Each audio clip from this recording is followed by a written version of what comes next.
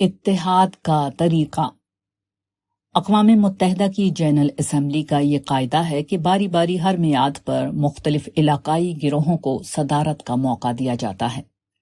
پچھلی میعاد میں لاطینی امریکہ کو صدر مقرر ہونا تھا، مگر جب انتخاب کا مسئلہ اقوام متحدہ کی جنرل اسمبلی میں پیش ہوا تو لاطینی امریکہ کے ممالک کسی ایک ممبر ملک کی صدارت پر متفق نہ ہو سکے۔ نتیجہ یہ ہوا کہ 158 ممبران کی پوری اسمبلی سے ووٹ لیا گیا اور عمومی ووٹوں کی کثرت سے اس کا فیصلہ کیا گیا۔ یہی صورت اکثر حالات میں پیش آتی ہے۔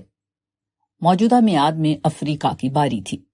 جب یہ مسئلہ زیر غور آیا تو افریقی ممالک نے اتفاق رائے سے منظور کر لیا کہ زامبیا کے مندوب مسٹر پال لوساکا 39ویں جنرل اسمبلی کے صدر ہوں گے۔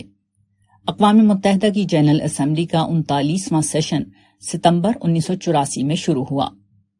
واضح ہو کہ افریقی ممالک نظریاتی اعتبار سے ایک دوسرے سے کافی مختلف ہیں۔ مثلا لیبیا پرجوش انقلابی ہے، مصر معتدل پالیسی پر عامل ہے، موزمبیق میں مارکسی حکومت ہے، زائر ایک قدامت پرست ملک ہے۔ ان کے درمیان اندرونی معاملات میں کافی اختلافات ہیں۔ اس کے باوجود بین الاقوامی انجمن میں انہوں نے نادر اتفاق رائے کا ثبوت دیا ہے۔ یہ انوکھا واقعہ کیسے ظاہر ہوا؟ اس سلسلے میں نیو یارک ٹائمز کے نامہ نگار رچرڈ برنسٹین نے بعض ڈپلومیٹ کے یہ الفاظ نقل کیے ہیں۔ African unanimity is only achieved by avoiding potentially contentious issues۔ افریقی اتحاد رائے صرف اس طرح حاصل کیا گیا ہے کہ انہوں نے اختلافی باتوں کو پس پشت رکھا۔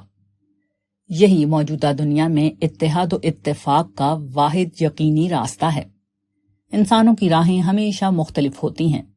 یہ ممکن نہیں کہ ہر معاملے میں تمام لوگ بالکل متفق الرائے ہو جائیں۔